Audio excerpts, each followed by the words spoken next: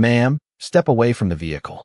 The words cut through the soft hum of the gas pumps like a blade, sharp, sudden, impossible to ignore, and for a second the entire station seemed to hold its breath as Naomi Carter paused with her hand still resting on the cold metal of her SUV door, the faint scent of gasoline lingering in the damp night air after a light rain had just passed through, leaving the asphalt slick and reflective under the harsh fluorescent lights overhead, her reflection stretching long and distorted beneath her feet as she slowly turned her head to face the source of the voice, her expression calm, almost too calm for a moment like this, while Officer Ryan Keller stood a few feet away, posture rigid, hand resting near his belt, eyes scanning her with a quiet suspicion that didn't need words to explain itself. And behind them the convenience store's glass windows framed a frozen scene inside where a cashier held a paper cup midair and a couple by the snack aisle stopped whispering mid-sentence, all eyes drawn outward as if pulled by gravity.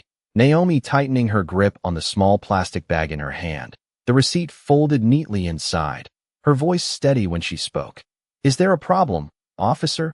But Keller didn't answer the question, not really, instead stepping closer, his boots making soft, deliberate sounds against the wet pavement as he gestured toward the SUV behind her, a black vehicle still ticking faintly from the engine heat, its polished surface reflecting the white lights.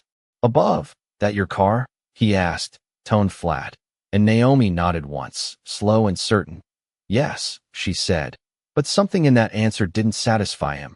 Not the word, not the tone, not the person saying it, and he exhaled through his nose like he'd already decided what came next. "Step away from it," he repeated, this time firmer, and Naomi hesitated just long enough for the silence to stretch, her eyes flicking briefly toward the camera mounted under the station awning, then back to him. Calculating, grounded. "I already paid for my gas," she said, lifting the bag slightly as if it mattered, as if facts still carried weight here, but Keller didn't look at the receipt, didn't glance at the pumps, didn't acknowledge the transaction that had just happened minutes ago. Instead, his gaze moved over her clothes, the worn hoodie damp at the edges, the simple sneakers darkened by rainwater, and then back to the vehicle again, the contrast sitting heavily between them. And when he spoke again, it wasn't a question, it was a judgment. "People like you always have a story," he said quietly, not loud enough to draw attention, but sharp enough to land, and Naomi felt it, not as a shock, but as something familiar, something she had learned to recognize long before tonight. The kind of sentence that didn't need to explain itself because it carried years of meaning underneath it. But she didn't react the way he expected, didn't raise her voice, didn't argue. Instead, she slowly stepped back from the vehicle, placing both hands where he could see them, the plastic bag crinkling softly as it shifted, her breathing steady, controlled, her posture straight, despite the tension pressing in from every side. "I'm cooperating," she said, her tone even, almost quiet, but there was something in it that made Keller's jaw tighten slightly, something that felt less like submission and more like a line being drawn, and for a moment neither of them moved. The hum of the pumps filling the space between them, the flicker of a light overhead buzzing faintly, somewhere a car door slammed in the distance, and inside the store the cashier slowly set the cup down. Unable to look away, Naomi's reflection in the glass merging with the bright interior behind her, two worlds overlapping in silence, and Keller shifted his stance, one hand lifting slightly, as if preparing for the next step, his authority settling over the scene like a weight. But Naomi didn't lower her gaze, didn't shrink back. She simply stood there, grounded, present, her eyes meeting his with a quiet clarity that didn't match the situation at all, and for the first time since he'd spoken. There was the smallest flicker of uncertainty behind his expression, gone almost as quickly as it came, replaced again by control, by routine, by the assumption that he understood exactly what was happening. Here, even as the night air cooled around them and the thin sheen of water on the pavement caught the light, reflecting everything back in sharp, unbroken detail, as if the ground itself was watching, waiting to remember exactly how this moment unfolded. The silence did not break all at once. It cracked in small pieces, like ice under pressure, as the hum of the fluorescent lights above flickered unevenly and a pickup truck idling 2 pumps over sputtered before going quiet, its driver leaning out just enough to see what was happening, While inside the convenience store, Eddie Brooks finally set the paper cup down on the counter with a soft tap that sounded louder than it should have. His eyes fixed on the scene outside through the glass, and Naomi Carter stood exactly where she was. Hands visible, shoulders relaxed, her breath slow and measured, as if she had stepped into a moment she had already lived through before, even if the details were different this time. Even if the uniform in front of her had a different name stitched above the pocket. Officer Ryan Keller shifted his weight slightly, the leather of his belt creaking as he adjusted his stance. His gaze still locked on her, searching for something that justified what he had already decided, but finding nothing except a woman who refused to look away, and that refusal, quiet as it was, seemed to irritate him more than any argument could have. "Turn around," he said, the words flat, procedural, but with an edge that suggested this was no longer a conversation, and Naomi did not move immediately, not out of defiance, but out of precision, her eyes briefly scanning the space around her again. The camera above, the people inside, the open stretch of road beyond the pumps, then returning to him. "Before I do that," she said calmly, "I need you to tell me what I am being detained for." And the question hung there, simple, direct, the kind of question that should have had a clear answer. But Keller's jaw tightened as if the clarity itself was a problem. "You match the description of a suspicious individual reported on this property," he replied, his tone rehearsed now, official, even though the words did not quite fit the moment, and Naomi tilted her head just slightly, absorbing it. "What description is that?" she asked, not raising her voice, not challenging, just asking. And Keller exhaled again, sharper this time, his patience thinning. "Ma'am, I am not going to argue with you out here," he said, stepping closer, the distance between them shrinking until the reflection of his badge glinted in the side mirror of her SUV. "Turn around," he repeated, and this time Naomi complied, slowly, deliberately, placing the small bag on the hood of the vehicle before turning her back to him, her hands resting lightly against the cool metal, the surface still damp from the earlier rain, and as she did, the movement caused the edge of her wallet to slip from her pocket, falling quietly to the ground near the rear tire. Unnoticed by Keller, but seen by a small pair of eyes inside the store, Ava Mitchell stood near the snack aisle, her fingers curled around the sleeve of her mother's jacket as she watched, her brow furrowing with a kind of confusion that had not yet learned how to look away. And without thinking too much about it, she pulled her hand free and pushed the door open, the bell above it chiming softly as she stepped out into the night air, the cool breeze brushing against her face as she walked toward the wallet on the ground, her steps careful, uncertain, while behind her her mother called her name in a hushed, worried tone. But Ava kept going, bending down to pick up the wallet, holding it with both hands as she approached Naomi. "Ma'am, you dropped this," she said quietly, her voice small but steady, and Naomi turned her head just enough to see her, a faint softness passing through her eyes despite everything else. "Thank you," she said gently, her voice warm in a way that did not belong to the tension surrounding them. But before Ava could step closer, Keller's voice cut in again, sharper now. "Hey, stay back," he said, lifting his hand slightly in a stopping gesture, not aggressive, but firm enough to halt her in place, and Ava froze, looking between him and Naomi, unsure what she had done wrong, while Naomi's expression did not change much, but her voice softened even further as she spoke to the girl. "It is okay, sweetheart. You did the right thing."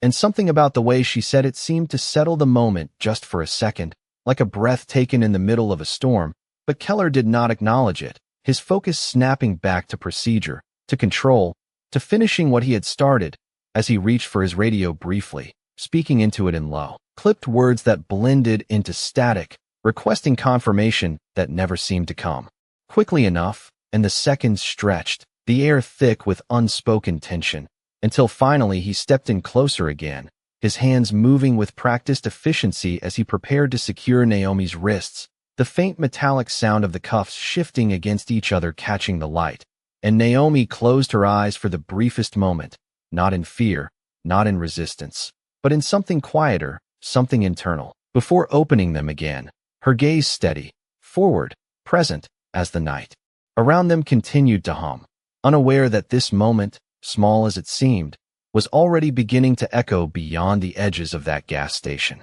The metal clicked shut with a sound that felt louder than it should have. A small mechanical certainty sealing the space between assumption and consequence as Naomi Carter's wrists came together behind her back. The cool pressure of the cuffs firm, but not sudden, practiced rather than forceful, and she did not flinch, did not pull away. She simply adjusted her stance slightly to keep her balance on the slick pavement, her breathing still steady as the faint scent of rain and gasoline lingered in the air, while Officer Ryan Keller stepped back half a pace, his expression settling into something official, something that looked like control from the outside, even as a thin line of tension sat just beneath it. And for a moment neither of them spoke, the world around them filling in the silence with small details, the distant hum of tires passing on the road, the soft buzz of the overhead lights, the faint crackle of Keller's radio at his shoulder, and inside the convenience store the door closed behind Ava Mitchell with a soft chime as her mother pulled her gently back, her eyes still fixed on Naomi through the glass, clutching the wallet she had not been allowed to return, uncertain, confused, while Eddie Brooks leaned slightly over the counter, his hands pressed flat against the surface, his gaze shifting between Naomi and the receipt still sitting near the register, the numbers printed clearly, the transaction completed just minutes ago, something simple, something real, and yet somehow not enough to stop what was unfolding outside. Naomi shifted her weight again, the back of her hand brushing lightly against the cool fabric of her jacket as she found a more comfortable position within the limits of the cuffs, her voice calm when she spoke, not raised, not rushed. "Officer Keller," she said, using his name now, and that small detail made him glance at her again. "I would like you to confirm that I am being detained." And there was something about the way she said it, not emotional, not defensive, just precise, that made the words feel heavier than they were, as if they were being placed carefully into a record that had not yet been written. Keller hesitated for the briefest second before responding. "You are being detained pending investigation," he said, the phrase sounding rehearsed, familiar, even as the situation itself felt less certain. Naomi nodded slightly, as if acknowledging the statement rather than accepting it. "Then I would also like you to note that I have asked for the reason for that detention. Multiple times," she continued, her tone even, measured, and Keller exhaled slowly, his patience thinning again. "You matched a report, I told you that," he replied. But Naomi did not turn, did not argue. She simply stood there, absorbing the words, the way they were said, the lack of detail within them, and the moment stretched again, the kind of stretch that made everything feel sharper, clearer. The reflections on the wet pavement, the faint flicker of the station lights, the quiet shifting of people watching from behind glass, until finally Keller reached forward to guide her gently toward the patrol car, his hand hovering near her arm rather than gripping it, procedural, controlled, and Naomi moved with him without resistance, her steps steady despite the slight restriction in her balance, the distance to the vehicle only a few feet, but somehow carrying the weight of something larger, something that extended beyond the boundaries of that parking lot. And as they walked, her eyes lifted briefly, catching her own reflection in the dark window of the patrol car, the image slightly distorted by the curve of the glass, the red and blue lights above unlit but present, waiting, and for a fraction of a second her expression shifted, not in fear, not in anger, but in recognition, as if she understood exactly what this moment meant, not just for her, but for something wider, something that had been building long before this night. And Keller opened the rear door, the interior dimly lit, the seat clean, the space enclosed, and Naomi paused just before stepping in, turning her head slightly again, her voice quiet but clear. "For the record," she said, "I have complied with every instruction you have given." And the sentence landed between them, simple, undeniable, and Keller did not respond immediately, his gaze flicking toward the store, toward the people watching, toward the camera above, and then back to her. And something in that brief hesitation felt different, almost like a crack forming beneath the surface of certainty, but it passed quickly, replaced again by routine as he gestured for her to enter the vehicle, and Naomi stepped inside without resistance. Settling onto the seat, her posture still upright, her presence still composed, as the door closed with a firm, final sound, sealing her inside while the night outside continued to move, unaware that what had just happened was no longer just a moment at a gas station, but the beginning of something that would not stay contained there for long. The door of the patrol car closed with a solid, hollow sound that seemed to echo longer than it should have, sealing Naomi Carter into a space that felt smaller than it looked, the faint smell of vinyl and disinfectant lingering in the air as she adjusted her posture against the back seat, her wrists still secured behind her, her shoulders squared despite the constraint. While outside, Officer Ryan Keller stood for a moment beside the vehicle, his hand resting lightly on the edge of the open front door, as if he needed a second longer before stepping inside, his gaze drifting briefly toward the gas station windows, where silhouettes still hovered behind the glass, watching, then upward to the small black dome of the security camera mounted above the awning, its lens angled down at the scene like an unblinking witness. And for a fraction of a second, something unreadable passed across his expression before he pushed it aside and slid into the driver's seat, pulling the door shut with a quick motion, the interior lights dimming as the cabin settled into a quiet hum, the radio crackling faintly with distant chatter that faded into background noise. And Naomi sat still, her reflection faintly visible in the partition window, the outline of her face softened by the low light, her breathing slow and even as if she had already chosen not to let the moment rush her, not to let it pull her into panic or anger. And Keller adjusted his rearview mirror slightly, his eyes meeting hers for a brief second before shifting away, his voice coming out measured, almost rehearsed. "You can sit comfortably. Just let me know if you need anything." The words sounding like protocol more than concern, and Naomi did not respond right away, instead letting the silence stretch again. The kind of silence that pressed gently but persistently until she finally spoke, her voice calm, deliberate. "Officer Keller, I would like to know if you have confirmed the report that led to this detention." And the phrasing was precise, careful, each word placed exactly where it needed to be. And Keller exhaled softly through his nose, glancing toward the dashboard where the computer screen glowed faintly. "Dispatch is still checking," he replied, his tone neutral. But there was a slight hesitation in it now, a subtle shift from the certainty he had shown outside, and Naomi nodded slightly, even though he could not fully see it. "Then I will wait for that confirmation," she said, her voice steady, not confrontational, not yielding, simply stating a position. And Keller adjusted his grip on the steering wheel, his fingers tapping once against the leather before going still, the engine idling quietly beneath them, the faint vibration traveling through the frame of the vehicle. And for a moment he seemed to consider starting the drive, moving the situation forward.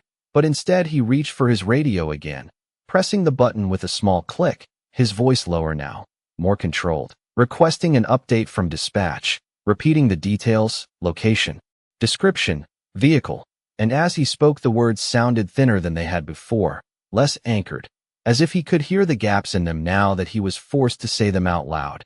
And Naomi listened without interrupting, her gaze fixed forward, her expression composed, but her mind alert, cataloging each word, each pause, each shift in tone.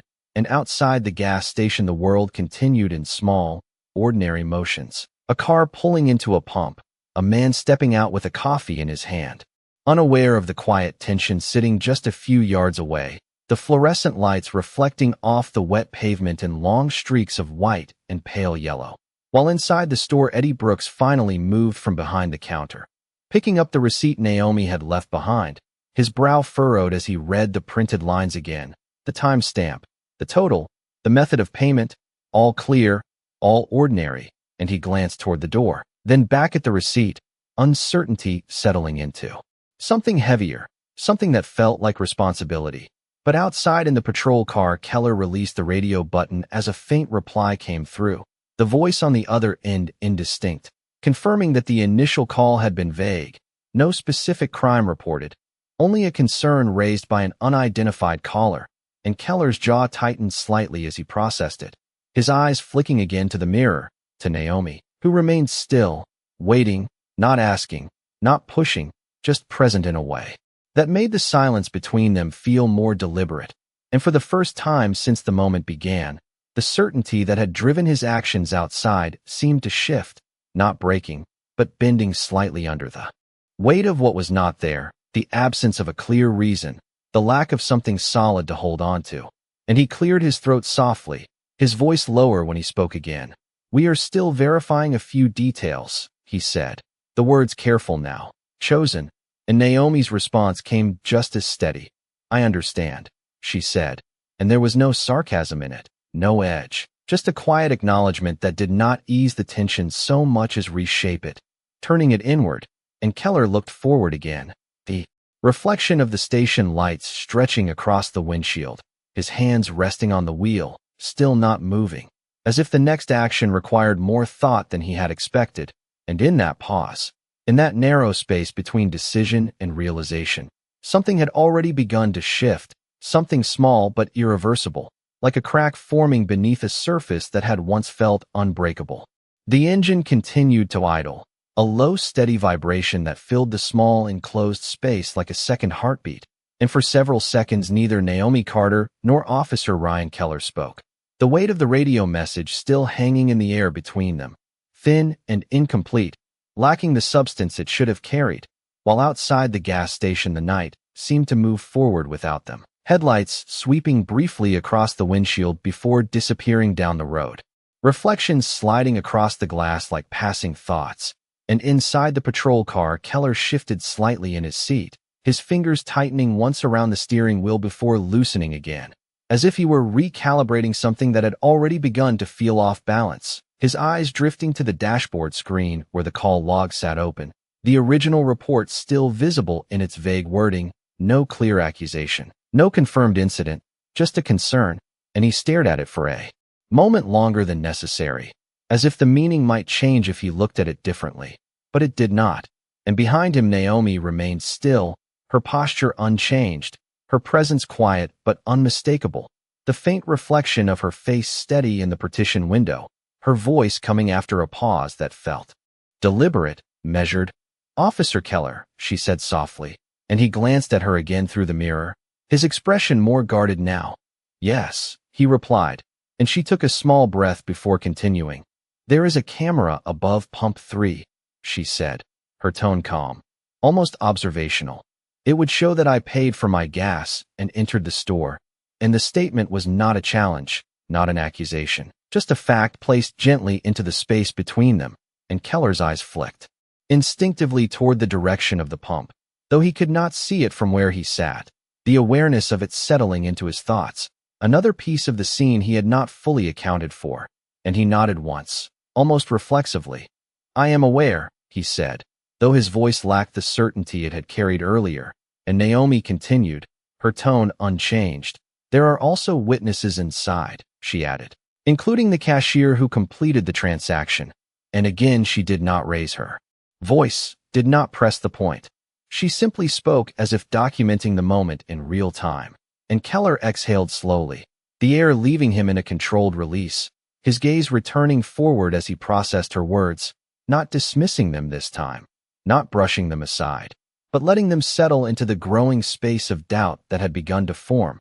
And for a moment the silence returned, heavier now, more defined, until he reached for the radio again, his hand pausing just above it before pressing the button, his voice lower than before, more deliberate as he requested verification from the gas station, asking for confirmation of any reported incident, any unpaid transaction, any complaint that would justify the detention. And the response came back after a brief delay, the voice on the other end clearer this time, stating that the station had no record of theft, no report filed by staff, no request for police assistance. And Keller's jaw tightened slightly as the words settled, the absence of a reason now more pronounced than before, and he released the radio button slowly, his hand lingering for a second before dropping back to his lap. And in the quiet that followed, Naomi spoke again, her voice still steady, still composed. "I would like to ask if I am free to leave," she said, the question simple, direct, and Keller did not answer immediately, his eyes fixed forward, the reflection of the station lights stretching across the windshield in long pale lines, his mind moving through the steps of what had already happened, the commands given, the assumptions made, the decision to proceed without confirmation. And for the first time since the moment began, the weight of those decisions pressed back against him, not loudly, not dramatically, but steadily, like a pressure that could no longer be ignored, and he shifted in his seat again, his posture less rigid now, his grip on control no longer as firm as it had been outside. And when he finally spoke, his voice carried a different tone, quieter, more measured.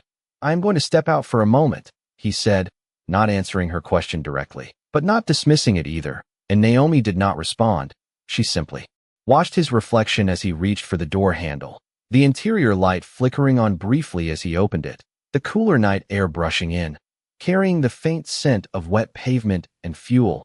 And he stepped out of the vehicle, closing the door behind him with a softer motion than before, leaving Naomi inside, still, composed, waiting. As he walked a few steps away, his gaze lifting once more to the camera above the station, then toward the store where figures still lingered behind the glass. And in that moment, standing between what he had done and what he was beginning to understand, Officer Ryan Keller no longer looked like a man certain of his authority, but like someone standing at the edge of a realization he could not step back from, even if he wanted to. The night air felt cooler when Officer Ryan Keller stepped away from the patrol car, the damp asphalt reflecting the overhead lights in long pale streaks that stretched toward his boots as he walked a few paces toward the edge of the pump island, his breath slow but uneven now, his mind moving through the details he had ignored just minutes earlier, the absence of a report, the confirmation from dispatch, the quiet certainty in Naomi Carter's voice, and behind him the patrol car sat still, its engine idling softly, the faint vibration barely noticeable from the outside, while inside Naomi remained seated exactly as she had been, her posture upright, her hands still secured, her gaze fixed forward but aware of everything, the reflection of the dashboard lights casting a soft glow across the partition. And she did not rush the moment, did not call out, did not demand anything further, because she understood something that Keller was only beginning to realize, that silence, when held long enough, forces truth to surface on its own. And Keller glanced once more toward the convenience store, where Eddie Brooks now stood near the doorway holding the receipt in one hand, his other hand resting against the frame as if he had been standing there for some time, watching, uncertain but no longer passive. And when their eyes briefly met, Eddie gave a small, hesitant nod, not confrontational, not bold, but enough to signal that what had happened had been seen, recorded not just by cameras, but by people. And Keller looked away quickly, his jaw tightening as he reached for the radio again, his thumb pressing the button with less force this time, his voice lower, more measured as he requested one more confirmation, repeating the details slower now, as if giving the words more weight might change the outcome. But the response came back the same, clear and unambiguous. No theft, no complaint, no active investigation tied to the location, just a vague call that had already dissolved into nothing. And he released the button slowly, the click sounding louder in the quiet than it should have. And for a moment he stood there without moving, the weight of the situation settling more fully now, pressing against the decisions he had already made, decisions that could not simply be undone by ignoring them. And he ran a hand briefly along the side of his belt, not adjusting anything in particular, just grounding himself, before turning back toward the patrol car, his steps slower this time, less certain. And as he approached the vehicle he paused again, his gaze lifting once more to the small camera above the station, the lens fixed, silent, capturing everything without judgment. And then he opened the rear door, the interior light flickering on softly, revealing Naomi exactly as he had left her, composed, present, waiting. And for a second he did not speak, the two of them holding that space in silence, until he finally said, his voice quieter now, stripped of the earlier edge, "Ma'am," and the word itself sounded different, less like a command and more like an acknowledgement. And Naomi turned her head slightly to face him, her expression unchanged, her eyes steady. And Keller hesitated, just long enough for it to be noticeable, before continuing. "There appears to have been a misunderstanding," he said, the sentence careful, incomplete. And Naomi listened without interrupting, without reacting, allowing him to finish, to carry the weight of his own words. And he cleared his throat lightly, his gaze dropping for a brief second before lifting again. "I am going to remove the restraints," he added. And again there was no resistance from her, no sudden movement, just a quiet nod that acknowledged the shift without celebrating it. And Keller reached in, his movements slower now, more deliberate, the faint metallic sound of the cuffs releasing softer than before, almost muted, and as the pressure eased from her wrists, Naomi brought her hands forward carefully, rubbing them lightly, not in complaint, just restoring circulation, grounding herself again in her own body, and she stepped out of the vehicle when he moved back to give her space, her feet touching the damp pavement with a quiet steadiness, her posture still straight, her presence unchanged, and for a moment they stood facing each other under the fluorescent lights, the air between them no longer charged with command, but with something heavier, something quieter, and Keller shifted his weight slightly, his voice lower when he spoke again. "You are free to go," he said, and the words hung there, simple, final. But Naomi did not move immediately. She looked at him for a moment longer, her gaze calm but searching, not for weakness, not for apology, but for understanding, and when she finally spoke, her voice carried the same steady clarity it had from the beginning. "I was always free," she said softly, and the sentence did not rise in volume, did not sharpen, but it landed with a weight that lingered, settling into the space between them in a way that could not be dismissed. And Keller did not respond, not right away, because there was nothing he could say that would change what had already happened, and around them the night continued. The hum of the gas station returning slowly, the world resuming its quiet motion, but something in that moment remained, something that had shifted beneath the surface, something that would not fade as easily as the sound of an engine idling in the dark. Naomi Carter did not rush to her car, did not reach for the door handle the moment the words, "You are free to go," left Officer Ryan Keller's mouth. Instead, she stood there for a few seconds longer than most people would have, letting the moment settle fully into place, the cool night air brushing lightly against her skin as she rolled her shoulders once, easing the last stiffness from her wrists, her fingers still remembering the shape of the restraints even though they were gone now, and she looked past Keller briefly, her gaze drifting toward the convenience store where the glass reflected both the interior lights and the scene outside, layers overlapping in a way that made everything feel slightly unreal, like a reflection of something that had already happened rather than something still unfolding. And inside she could see Eddie Brooks standing just beyond the door, the receipt still in his hand, his posture uncertain but attentive, while near the aisle Ava Mitchell peeked from behind her mother's side, her small face pressed slightly against the glass as she watched Naomi with a quiet curiosity that had not faded, and Naomi gave the faintest nod in that direction, a subtle acknowledgement, before turning back toward her vehicle, her steps measured, unhurried, the soft sound of her shoes against the damp pavement steady and grounded, while Keller remained where he was, his hands resting at his sides now, no longer directing, no longer controlling, just standing in the space that had shifted around him, and he watched her walk, not with suspicion this time, but with something more uncertain, something closer to recognition, as if he were trying to reconcile the person he had seen at the beginning of the night with the one standing in front of him now.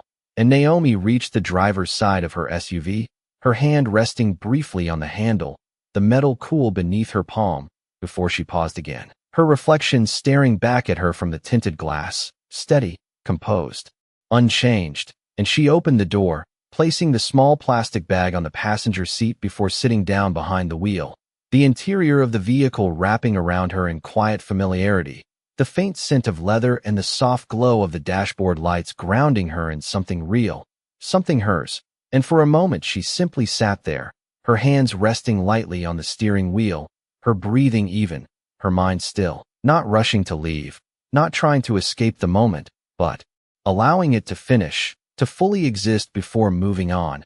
And outside Keller shifted slightly, his weight moving from one foot to the other, his gaze drifting once more toward the camera above the station, then back to Naomi's vehicle, as if aware now that what had happened was not contained within his own perspective, that it existed beyond him, recorded, witnessed, real, and he took a small step forward, then stopped, unsure whether to close the distance or remain where he was, and that hesitation said more than any words could have. While inside the SUV, Naomi reached for the ignition, her fingers pausing just before turning the key, her eyes lifting again to the mirror, catching a glimpse of Keller standing behind her, smaller now in the frame, no longer the center of the moment, and she exhaled slowly, the sound quiet but deliberate, before finally starting the engine, the soft rumble filling the cabin, and she adjusted the rearview mirror with a small, precise movement, aligning it until her view was clear, not just of the road ahead, but of everything behind her as well. And for a brief second her eyes met Keller's reflection in that mirror, not directly, not confrontational, but present. And then she shifted the gear into drive, her movements smooth, controlled, and the SUV began to roll forward, the tires moving across the wet pavement with a soft, steady sound, carrying her away from the pump, away from the moment, while the gas station lights reflected across the surface of the vehicle as it passed through them, each one fading behind her as she moved forward, and Keller remained standing where he was, watching the taillights grow smaller as they reached the edge of the lot, then disappeared onto the road beyond, the red glow dissolving into the darkness. And for a long second after the vehicle was gone, he did not move, the space around him suddenly quieter than before, the hum of the pumps returning, the ordinary sounds of the night filling in again. But something had shifted within that silence, something that did not leave with the car, something that stayed behind, settling into the reflection of the glass, the memory of the words spoken, the absence of justification that could no longer be ignored. And Keller finally turned his head toward the store, catching Eddie's gaze through the glass once more, the unspoken understanding between them heavier now. Before looking away, his shoulders lowering slightly, the rigid line of authority softening into something more human, more uncertain, as he stood there under the fluorescent lights, no longer certain that the badge on his chest had meant what he thought it did just an hour ago. The red glow of Naomi Carter's taillights faded into the distance, dissolving into the dark stretch of road beyond the gas station. And for a long moment after she was gone, the space she had occupied seemed to linger, like an imprint that had not yet settled. While Officer Ryan Keller stood beneath the fluorescent lights, the hum of electricity overhead suddenly louder now that the tension had shifted, his hands resting loosely at his sides, no longer directed by urgency, but by something quieter, something heavier, and he exhaled slowly, the air leaving him in a way that felt different, less controlled, more aware, as his gaze drifted back toward the pump where it had all begun, the wet pavement still reflecting the white light in long, uninterrupted lines, the scene unchanged physically, yet entirely different in meaning. And behind him the convenience store door opened with a soft chime, the sound pulling his attention as Eddie Brooks stepped outside, the receipt still folded between his fingers, his posture cautious, but firm enough to carry him forward a few steps, stopping just short of the patrol car. And for a second neither of them spoke, the distance between them filled with the quiet, understanding that something had not gone the way it should have. And Eddie glanced briefly toward the road where Naomi had disappeared, then back to Keller, his voice low. "Careful, she paid," he said, holding the receipt out slightly, not as an accusation, not as a confrontation, but as a fact that had been waiting to be acknowledged. And Keller looked at the paper, his eyes tracing the printed lines, the time stamp, the amount, the confirmation that had been there from the beginning, and he nodded once, a small, almost automatic motion. "I know," he replied, his voice quieter than before, lacking the authority it had carried earlier. And Eddie shifted his weight, his brow furrowed slightly as if he were deciding whether to say more. Then he added, "Camera would have shown it too."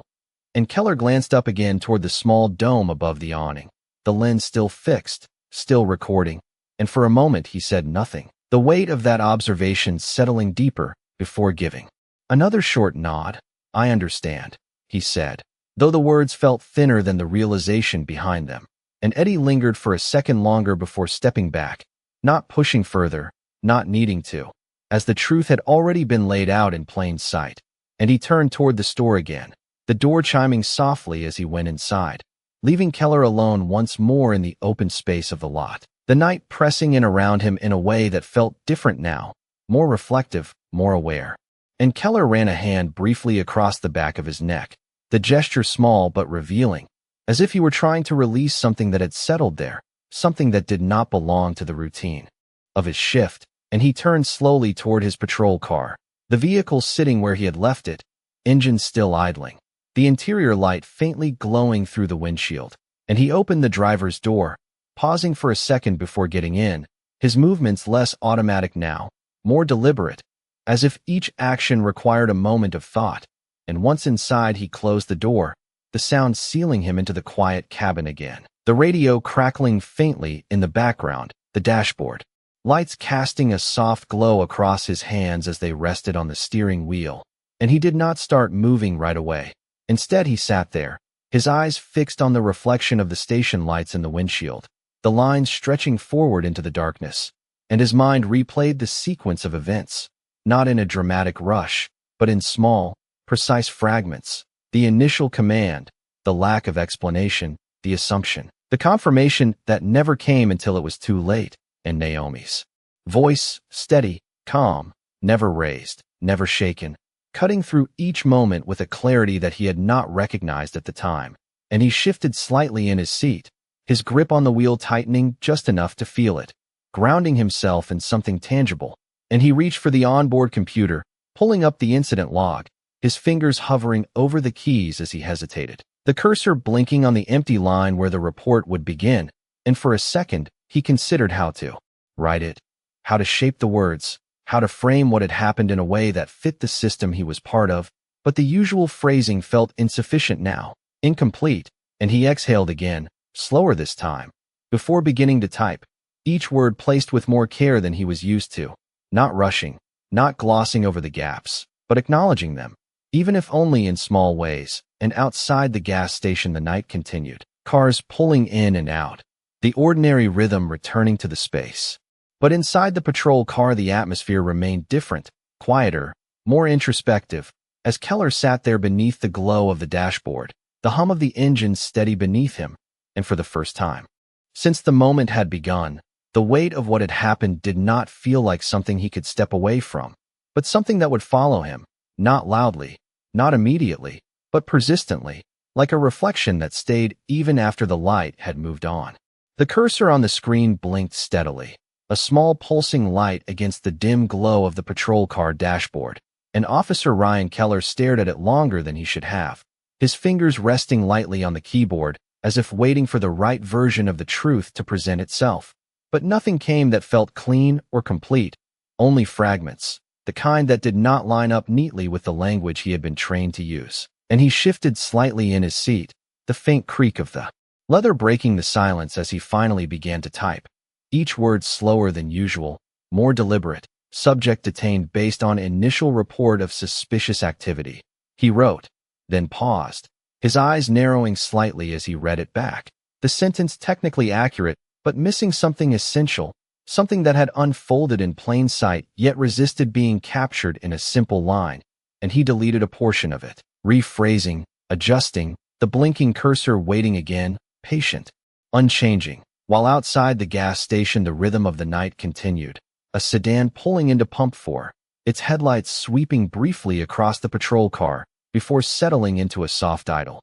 A man stepping out and stretching his back as if this were just another ordinary stop, unaware of the weight sitting just a few yards away, and Keller glanced up for a moment, watching the movement through the windshield, the normalcy of it standing in quiet contrast to what he was trying to process.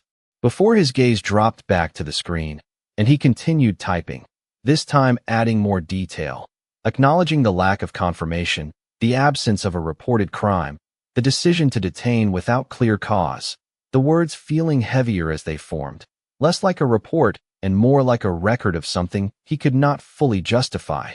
And he exhaled slowly, his breath fogging faintly against the glass before fading, his hand lifting from the keyboard as he leaned back slightly, his eyes drifting again to the reflection in the windshield, the gas station lights stretching forward into the dark road beyond. And for a moment, he saw not just the scene in front of him, but the sequence behind him. Naomi Carter standing under those same lights, her voice steady, her posture unshaken, her questions simple and repeated, asking for a reason that he had not been able to provide. And the memory of it did not come back loudly, it returned. Quietly, persistently, like something that had always been there waiting to be noticed. And he shifted forward again, his fingers returning to the keys as he added one more line. No evidence of criminal activity found at the scene. The sentence plain, unembellished, and he stared at it for a moment, the weight of it settling more firmly than anything he had written before. And outside the store, the door opened again with a soft chime. Eddie Brooks stepping out once more, this time without the receipt, his hands empty, his posture more relaxed now, but still attentive. And he walked a few steps toward the patrol car, stopping at a respectful distance, his gaze meeting Keller's through the windshield. And Keller hesitated for a second before lowering the window slightly, the cool air slipping in, carrying the faint scent of coffee and rain. And Eddie spoke quietly, his voice calm but certain.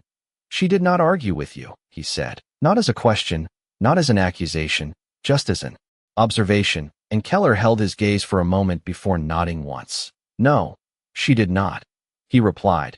And Eddie glanced toward the road where the SUV had disappeared, then back to Keller. "She did everything right," he added, the words simple, unadorned.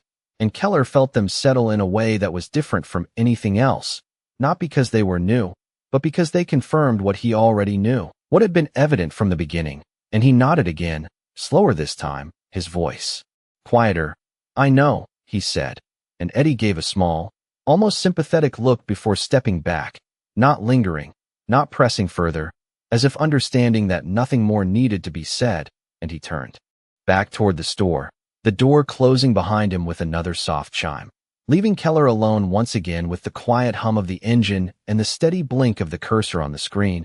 And Keller looked down at the report one more time, reading each line carefully, not for errors, but for truth. And when he finally pressed save, the action felt different than it usually did, not just the completion of a task, but the acknowledgement of something that would remain, something that could not be undone by moving on to the next call or the next shift. And he leaned back again, his hands resting loosely in his lap, his gaze lifting toward the windshield where the reflections of the gas station lights still stretched into the distance. And for the first time since the moment had begun, he did not see them as just lights, but as markers of something that had changed, something that would not easily return to what it had been before, no matter how routine the next moment tried to feel. The patrol car engine finally went quiet when Officer Ryan Keller turned the key, the low hum fading into a stillness that felt heavier than the noise it replaced. And for a moment he remained seated with his hands resting loosely on his thighs, the dashboard lights dimming gradually until the interior of the vehicle settled into shadow, broken only by the faint glow from the gas station canopy outside. And he exhaled slowly, the kind of breath that did not just release air, but carried something deeper with it, something unresolved, before opening the door and stepping out into the night again, the cool air meeting him like a reset that did not quite work, his boots touching the damp pavement with a soft, muted sound as he moved away from the car, his gaze lifting instinctively toward the road where Naomi Carter had disappeared minutes earlier. But there was nothing there now, no trace of her vehicle, no lingering sign except the memory that refused to fade. And he stood there for a second longer than necessary, as if expecting something to return, before turning back toward the gas station, the fluorescent lights above casting a pale wash across the scene, making everything look sharper, more exposed. And as he walked toward the store, the door opened before he reached it, Eddie Brooks stepping out again, this time without hesitation, his posture more certain than before, as if whatever doubt he had been holding had settled into something clearer. And Keller slowed slightly as they met near the entrance, the faint scent of coffee drifting out from inside, mixing with the cool night air. And Eddie spoke first, his voice steady but not confrontational. "Manager wants to know if everything is clear now," he said, glancing briefly over his shoulder toward the counter where Linda Walsh stood watching from inside, her arms crossed, her expression focused but controlled. And Keller nodded once. "Yes, everything is clear," he replied, the words simple but carrying a weight that made them feel different than they would have an hour ago. And Eddie studied him for a moment, as if measuring that response against what he had seen, before stepping aside slightly, giving him space to enter if he chose to. But Keller did not move forward immediately. Instead, his gaze drifted past Eddie into the store, taking in the quiet details, the neatly arranged shelves, the soft hum of the refrigerator units, the register where the receipt had been printed, all of it ordinary, all of it unchanged. And yet the scene no longer felt neutral. It felt like a place where something had been revealed rather than hidden. And he shook his head slightly, almost to himself. "No need," he said quietly. "I will be on my way." and Eddie gave a small nod, accepting that, before stepping back inside. The door closing behind him with a soft chime that echoed faintly in the still air, and Keller remained outside for another second, his gaze lifting once more to the camera above the awning, the small lens reflecting the light back at him, silent, constant, and he looked at it longer this time, not as a detail in the background, but as something central, something that had seen everything without interpretation, without assumption, and he ran a hand briefly along his jaw, the gesture subtle but grounding, before turning back toward his patrol car, his steps slower, more deliberate, as if the rhythm of his movement had changed along with everything else. And when he reached the vehicle, he did not get in right away. Instead, he rested his hand on the roof, the metal still slightly cool from the night air, and his eyes dropped to the reflection on its surface, distorted slightly by the curvature, his own image looking back at him in a way that felt unfamiliar, not because it had changed physically, but because something behind it had shifted, something that could not be undone by simply moving on. And he stood there in that reflection for a moment, the gas station lights stretching across the surface like lines that refused to blur, and then he opened the door and got back inside, the seat welcoming him with the same quiet familiarity as before, but the space felt different now, less like a place of control and more like a place of consequence, and he reached for the radio, pausing briefly before pressing the button, his voice steady but quieter than usual as he reported his status. Unit clear from location, he said, the words routine, expected, but carrying a subtle weight beneath them, and the response came back quickly. Another call waiting, another location, another moment that would demand his attention, but Keller did not respond right away, his hand still resting on the radio as he stared forward through the windshield, the road ahead stretching into the darkness. And for the first time since his shift had begun, the next call did not feel like a simple continuation. It felt like something that would be shaped by what had just happened, whether he wanted it to or not.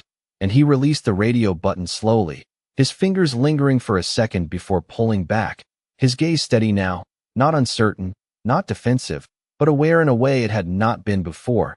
And when he finally started the engine again, the sound filled the car with a familiar hum. But it no longer felt the same. It felt like the beginning of something that would not be as easy to ignore as the routine he had relied on for so long. The patrol car pulled away from the gas station slowly, the tires rolling over the damp asphalt with a soft, steady sound as the fluorescent lights faded behind Officer Ryan Keller one by one, each passing reflection stretching across the windshield before dissolving into the darkness ahead. And for a while he did not turn on the radio again, did not rush toward the next call waiting in the system. Instead, he drove in silence, the city unfolding around him in muted tones. Streetlights spaced every few hundred feet, casting brief pools of light that flickered across his hands on the steering wheel, his grip steady but not rigid, his posture upright, yet noticeably less tense than earlier, as if something inside him had loosened even though the weight had not disappeared, and his mind moved not in fast fragments but in slow, deliberate loops, returning again and again to the same moment. Naomi Carter standing under the harsh white lights, her voice calm, her words precise, her presence unwavering, not trying to win, not trying to fight, simply refusing to shrink. And the more he replayed it, the clearer it became that the moment had not escalated because of her. It had been shaped entirely by him, by his assumptions, by the ease with which he had filled in gaps that were never confirmed. And he exhaled slowly, the breath leaving him heavier this time, as if carrying the realization outward, and he adjusted his rearview mirror slightly, not because it needed adjustment, but because the habit grounded him. The reflection behind him, now empty road instead of flashing lights or a detained subject, and he blinked once, focusing forward again as a red light approached. The intersection quiet, no cross traffic, no urgency, just the steady glow of the signal holding him in place. And he stopped, the engine idling softly beneath him, the ticking of the cooling system faintly audible in the stillness, and he looked up at the red light, its color reflecting faintly across the hood of the car. And for a moment it felt symbolic in a way he had never noticed before, not just a stop in traffic, but a pause that forced him to sit with what had already happened, to not move forward until something shifted, and his fingers tapped once against the steering wheel before going still again, his thoughts drifting beyond the seen at the gas station to other moments, smaller ones he had not paid attention to at the time, brief interactions that followed the same pattern, quick judgments, assumptions that went unchallenged, actions taken because they felt routine, and he frowned slightly, not in frustration but in recognition, the kind that does not come with noise but with quiet clarity, and the light turned green, the glow changing without ceremony, and he pressed the accelerator gently, the car moving forward. The transition smooth but noticeable, and as he drove on the radio crackled again, the dispatcher's voice cutting through the quiet with the details of the next call, another report, another location a few miles away, and Keller listened, his eyes fixed on the road, the information settling into place, but something about the way he received it had changed. He did not reach immediately for conclusions, did not let the description shape the entire narrative before arriving. Instead, he let the words remain just that, information waiting to be confirmed, and when he finally responded, his voice over the radio was steady but different, less clipped, less automatic. Unit en route, he said, and even in those simple words there was a shift, subtle but real, and he drove on, the city stretching out ahead of him in a series of quiet intersections and dimly lit streets, each one offering a continuation of the night, but not a repetition of the moment that had just passed, and his mind did not let go of Naomi's final words, the way she had said them without raising her voice, without needing emphasis. I was always free. The sentence echoing not as a challenge, but as a truth that stood on its own, and he tightened his grip on the wheel slightly, not out of tension but out of focus, as if holding on to that realization so it would not slip away, and the patrol car moved through the next intersection. The rhythm of the drive steady now, the road stretching forward into a darkness that no longer felt empty, but filled with the quiet possibility of doing something differently, even if that difference was not visible to anyone else, even if it existed only in the choices he would make. Next, and as the gas station disappeared fully behind him, no longer visible in the mirrors, the impact of that moment did not fade with it. It stayed, settled, carried forward in a way that could not be undone by distance or time, only by what he chose to do from this point on. The patrol car slowed as Officer Ryan Keller turned onto the next street, the tires rolling over a patch of uneven pavement that sent a faint vibration through the steering wheel, and the address from dispatch came into view ahead, a modest convenience store at the corner of a quiet intersection, its lights dimmer than the gas station he had just left, its parking lot nearly empty except for a single sedan parked near the entrance. And Keller eased the vehicle to a stop, the engine idling softly as he took in the scene, his eyes scanning not for confirmation of a suspicion, but for details, actual details, things that could be observed rather than assumed. And for a moment he did not move, his hands resting on the wheel, his breath steady, as if he were resetting something internally before stepping into the next moment. And he reached for the radio, his voice calm and measured as he acknowledged his arrival. Then he opened the door and stepped out, the cool air brushing against his face as he closed the distance to the store, his steps deliberate but unhurried, his gaze steady. And as he approached the entrance, he noticed a woman standing just outside the door, her arms folded loosely, her posture relaxed but alert, her eyes lifting to meet his as he came closer, and there was no fear in her expression, no defensiveness, just a quiet awareness of his presence. And Keller stopped a few feet away, not crowding her, not asserting space that was not his, and he spoke, his voice even. "Good evening, ma'am. I received a call about a concern here. Can you tell me what is going on?" And the difference in tone was subtle but real, not an order, not an assumption, but a question, and the woman blinked once, slightly surprised, then gestured toward the inside of the store. "Someone thought a man was acting strange, but he already left," she said, her voice calm, and Keller nodded, absorbing the information without layering anything onto it. "Did you see anything that suggested a problem?" he asked, and she shook her head. "No, just pacing, maybe talking to himself, but he did not bother anyone." And Keller listened, really listened, not just waiting for a confirmation of suspicion, but for the actual shape of the situation. And he glanced briefly through the glass door, seeing the quiet interior, the cashier behind the counter, the empty aisles, nothing out of place, nothing urgent. And he nodded again, slower this time. "All right. Thank you for letting me know," he said, and the woman gave a small nod in return. The exchange simple, complete, and Keller did not step inside immediately. Instead, he remained where he was for a moment, letting the scene settle, confirming what was there and what was not. And he felt the difference, the absence of tension that had filled the gas station earlier, the absence of a decision made too quickly, and he reached for his radio again, his voice steady as he updated dispatch. No active issue at location. Subject has left, no further action needed. And the words came easier this time, not because they were routine, but because they were grounded in what he had actually observed. And as he released the radio button, he exhaled quietly, a small release that did not carry the same weight as before, and he glanced once more at the woman. "Have a good night," he said, and she nodded, stepping back toward the door, the soft chime sounding as she went inside. And Keller turned back toward his patrol car, his steps measured, his posture more at ease, but not careless, not detached, aware in a way that felt new. And when he reached the vehicle, he paused again, his hand resting briefly on the roof, the metal cool beneath his palm, and his eyes lifted toward the street ahead, the road stretching into the quiet distance. And he thought again of Naomi Carter, not as a figure in a moment of tension, but as a presence that had shifted something fundamental, not through force, not through confrontation, but through clarity, through stillness, through a refusal to disappear. And he opened the door and got back inside, the seat familiar. Now in a different way, less like a position of authority and more like a place of responsibility. And he started the engine, the hum steady, grounding. And as he pulled away from the curb, he did not carry the same urgency to move on, but a quiet intention to move differently, to let each moment stand on its own before shaping it into something else. And as the patrol car rolled forward into the night, the streetlights casting their steady glow, there was no dramatic change in the world around him, no sudden shift in how the city moved, but something inside him had adjusted, subtle but real, like a lens brought into focus, and it was enough to change what came next, even if no one else could see it.